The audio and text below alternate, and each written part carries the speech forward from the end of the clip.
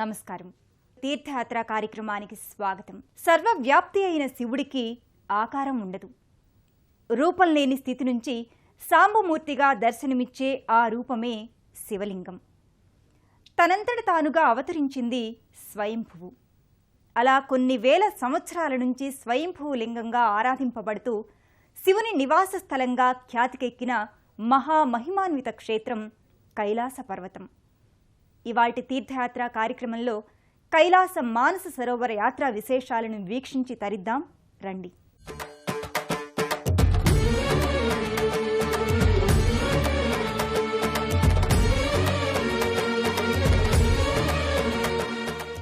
ఈ సృష్టి అంతా శివమయం, సమస్తం ఆయన సృష్టించిందే. సృష్టికి పూర్వం అంతా జలమయం. ఆ జలం నుంచి ఉత్పన్నమైన తేజమే పరబ్రహ్మాకృతి దాల్చింది. ఆయనే లింగరూపాన్ని ధరించిన శివుడు. గురు అనుగ్రహంతో చెరించి శారీరక మానసిక ప్రతిష్టతో ధ్యానపూర్వకంగా బిందు సరోవరం మీదుగా స్వయంభువు కైలాసాన్ని చేరుకోవడమే కైలాస మానస సరోవర యాత్ర. ఆది దంపతుల నివాస క్షేత్రంగా పరమ పవిత్రంగా భావింపబడే కైలాస పర్వతం టిబెట్లో ఉంది. టిబెట్కు నైరుతిగా గల కైలాస పర్వతం హిందూ, బౌద్ధ, జైన, బోన్స్ మతస్థులందరికీ అత్యంత పుణ్యస్థలం. కైలాస పర్వతాన్ని ఒక్కసారి చుట్టి వస్తే సర్వ పాపాలు పోతాయని హిందువులు ప్రగాఢంగా నమ్ముతారు. కైలాసం మానస సరోవర యాత్రకు తొలి అడుగు ఖాట్మండు నుంచి మొదలవుతుంది. సముద్ర మట్టానికి 4500 అడుగుల ఎత్తులో ఉన్న ఖాట్మండు నుంచి యాత్రికుల మొదటి అడుగు పడుతుంది. అనంతరం కొడారి ప్రాంతంలోని నేపాల్, టిబెట్ సరిహద్దు ప్రాంతాన్ని దాటి అక్కడ నుండి టిబెట్లోకి ప్రవేశిస్తారు. టిబెట్లో ఝాంగ్ము, సాగా, పరియాంగ్ తదితర సుందర క్షేత్రాలు దాటిన తరువాత జీవన సాఫల్య భాగ్యమైన మానస సరోవరాన్ని భక్తులు చేరుకుంటారు. కైలాస మానస సరోవర యాత్రలో భక్తులు ముందుగా దర్శించుకునే అపూర్వ క్షేత్రం మానస సరోవరం. మహిమాన్విత మానస సరోవర క్షేత్రం అద్భుతాలకు నిలయం, ప్రకృతి అందాలకు నెలవు. దేవభూమిగా వినుతికెక్కిన ఈ దివ్యధామంలోకి అడుగుపెట్టిన భక్తులు అక్కడి ప్రకృతి అందాలకు మైమరచిపోతారు. సకల పాపహరణమైన పవిత్ర సరస్సిది. సృష్ట్యాది నుండి ఉన్న ఈ సరస్సు రూపంలో పార్వతీదేవియే స్వయంగా ఉంది అంటారు. పార్వతీమాతయే మానస సరోవరం. బ్రహ్మ తన మనస్సు నుంచి ఈ సరోవరాన్ని సృష్టించినందువల్ల దీనికి బ్రహ్మమానస సరోవరం అనే వ్యావహారిక నామం కూడా ఉంది. బ్రాహ్మీ ముహూర్తంలో ప్రతిరోజు తెల్లవారుజామున 3 నుంచి 4 గంటల వరకు దేవతలు నేటికి ఇందులో ప్రభాత స్నానాలు చేస్తారని హిందువుల విశ్వాసం. మానస సరోవర పవిత్ర జలాల్లో మునిగిన, తల తడిసిన కలిగే ఆధ్యాత్మిక వికాసం అనూహ్యమైనది. అత్యంత మహిమాన్వితమైన మానస సరోవర ప్రాంతానికి చేరుకోవడానికి, అక్కడి అందాలను తనివి తీరా ఆస్వాదించడానికి శివచింతనతో పాటు శారీరక మానసిక దారుఢ్యం కూడా ఉండాలి. మానస సరోవరం తరువాత కైలాస పర్వతాన్ని చేరుకోవడానికి పర్వతాలను అధిరోహించి రావడం వల్ల అక్కడి వాతావరణ పరిస్థితులకు తట్టుకోలేని వారు మానస సరోవరం నుండే వెనుతిరుగుతారు. అడుగడుగు ఊహించని వాతావరణ పరిస్థితులు, మంచుగాలులు, ఎగుడు దిగుడు పర్వతాల మీదుగా సాగిపోయే కైలాస మానస సరోవర యాత్రను భక్తులు ఓ సాహసయాత్రగా భావిస్తారు.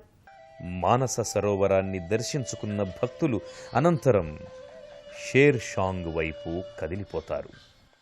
షేర్ షాంగ్ ప్రాంతమంతా కొండ పర్వత ప్రాంతం. కళ్ళు చెదిరిపోయే ప్రకృతి అందాలు ఇక్కడ భక్తుల్ని మైమరపిస్తాయి. చుట్టూ విశాలంగా పరుచుకున్న పర్వత సముదాయం, ఇంకో పక్క ఓ వింత శబ్దం చేసుకుంటూ ప్రవహిస్తున్న బ్రహ్మపుత్ర నది, భక్తుల కోలాహలం తదితరాలు ఓ మనోహర ఆధ్యాత్మిక ప్రపంచాన్ని గుర్తు చేస్తాయి. షేర్షాంగ్కి వచ్చిన భక్తులు ఇక్కడి నుండే కైలాస పరిక్రమ మొదలు పెడతారు.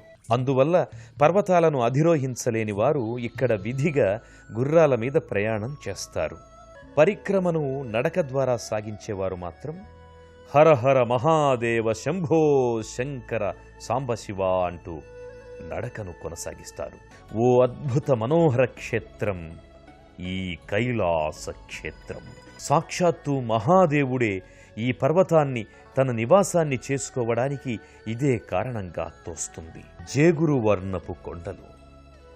ఆ కొండలు రకరకాల భంగిమల్లో ధ్యానముద్రలో ఉన్న యోగుల్లా, శివగణాల్లా అస్పష్టంగా కనిపిస్తుంటాయి. మరోపక్క పర్వతాలన్నీ శివలింగాకారంలో కానరావడం మహాదేవుని లీలా విశేషంగా స్పష్టంగా తెలుస్తోంది. నీలి ఆకాశపు స్వచ్ఛమైన మేఘాలు, మంచు పర్వత సానువులు, కొండలపై నుంచి ఉరికే జలపాతాలు, హిమాలయాల అత్యున్నత అద్భుత సౌందర్యం వర్ణనాతీతం.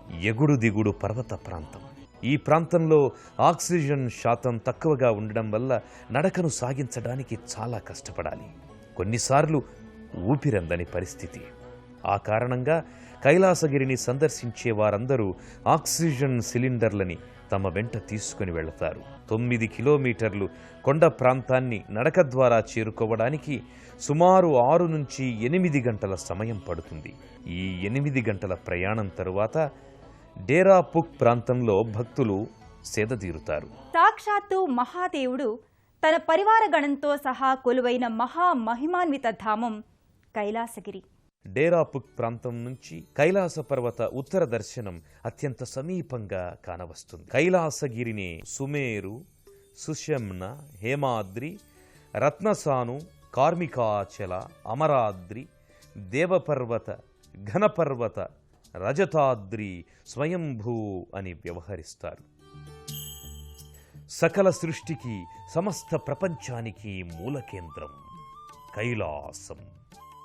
డేరాపుక్ నుంచి బయలుదేరిన భక్తులు అనంతరం కైలాస పర్వతానికి ఇంకా సమీపంలోకి చేరుకోవడానికి మరో 2 కిలోమీటర్లు ఎగువ ప్రాంతానికి నడక సాగిస్తారు. అనంతరం సాక్షాత్తు పరమేశ్వరుడు తన నివాస స్థలంగా ఏర్పాటు చేసుకున్న కైలాస పర్వతాన్ని వీక్షించి శివధ్యాన ముద్రలో మునిగి తేలుతారు.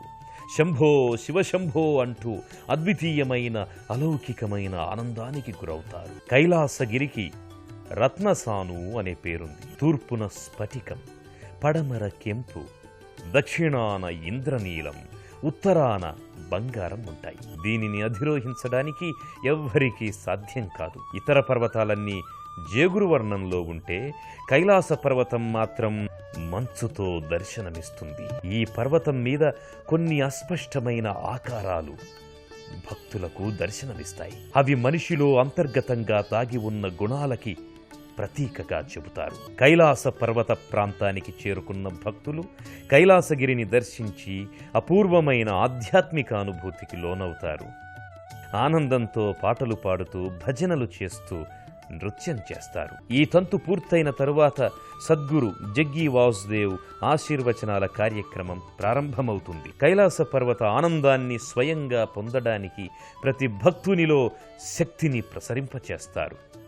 భక్తులు ఈ క్రతువులో పాల్గొని అలౌకికమైన ఆనందానికి గురవుతారు. వారి ఆధ్యాత్మిక ఆనందానికి పరాకాష్ఠగా వారి కళ్ళు ఆనంద భాష్పాల్ని వర్షిస్తాయి. సాక్షాత్తు కైలాసనాథుణ్ణి దర్శించామన్న సంతృప్తి వారి ముఖాల్లో ద్యోతకమవుతుంది. అలాంటి మహద్భాగ్యం పొందినందుకు మనసారా ఏడుస్తారు, నవ్వుతారు, ఆనందంతో ఊగిపోతారు. ఇదంతా శివ సంకల్ప బలంగా భావించి పునీతులవుతారు. వెరసి అదంతా శివలోకాన్ని, సాక్షాత్తు కైలాసాన్ని స్ఫురణకు తెస్తుంది. మొత్తం పరిక్రమ చేయదలుచుకున్న భక్తులు 52 కిలోమీటర్లు నడక సాగించాల్సి ఉంటుంది. వారంతా ధీరాపుక్ నుంచి డోల్మా పాస్, అటు నుంచి జుతుల్పుక్ మీదుగా జోంగ్భూ నుంచి తిరిగి మానస సరోవరం వైపుకు తిరుగు ప్రయాణం చేస్తారు. కైలాసగిరికి వచ్చిన భక్తుల అనుభవాలు అపూర్వమైనవి. ఆదియోగి ఆలయానికి కైలాసం అని పేరు ఉన్నది. ఎక్కడెక్కడ ఆయన వచ్చి ఉన్నాడో ఆ చోట్లకంతా మనము కైలాస్ అని చెప్పే ఒక సాంప్రదాయం. ఇది ఒక మతానికి చేరిన చోట కాదు, ఆధ్యాత్మిక సాధనలో ఉండే మనుషులందరూ ఇక్కడ వచ్చేకి ఒక స్ఫూర్తి ఉంది. ఇక్కడ కైలాస్కి వచ్చేవాళ్ళు హిందూ ధర్మానికి చేరిన వాళ్ళని లేదు. ఎందుకంటే ఇక్కడ ఒకటి ఆదియోగి ఆలయం ఇది. ఇంత బౌద్ధ సంప్రదాయంలో ముఖ్యమైన 3 బౌద్ధ గురువులు ఇక్కడ కలిసిపోయినారు. జైన మతంలో మొదలు తీర్థంకర్ రిషభ్ మహర్షి కూడా ఇక్కడ కైలాసలో కలిగిపోయినారు. వాళ్ళకి తెలిసిన జ్ఞానమంతా ఇక్కడ ఒక శక్తి రూపంలో పెట్టినారు. కైలాస మానస సరోవర సందర్శనం పూర్వజన్మల పుణ్య ఫలం. సృష్టి ఆది, సృష్టి అంతం, సృష్టి స్థితి మూలాధార నాడి అయిన కైలాసగిరి మానస సరోవర సందర్శనం అంతర్వాణి సద్గురు కృపాకటాక్షమి. ఆ ఈశ్వర కృప ఆజన్మాంతం అందరికీ లభించాలని మనసారా ఆకాంక్షిస్తూ మరో ఆలయ సందర్శనం చేద్దాం.